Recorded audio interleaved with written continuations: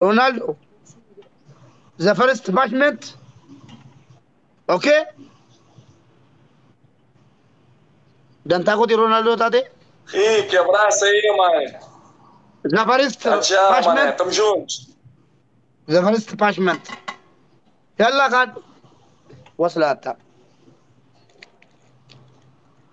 دارالي بدنا اگر سمو دارالي بومر بدار بناتا Ah, tô aqui no hotel, no رونالدو quarto do hotel. don't مساك نقول فين where is mine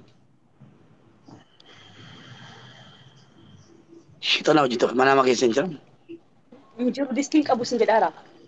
Kilaasii keessa jira. تستين ابو مال جيد E يا hoje viemos ساكن de concentração. مولي Estamos بيجي فرق concentrados. يقول Sim. دوما مالي نابر Ontem سوا comido 1,88, 87, what is your name 88, what is your name my brother 84 quilos mais ou menos. your fake Ronaldo or Eu mais não posso original dizer. Segredo, um abraço.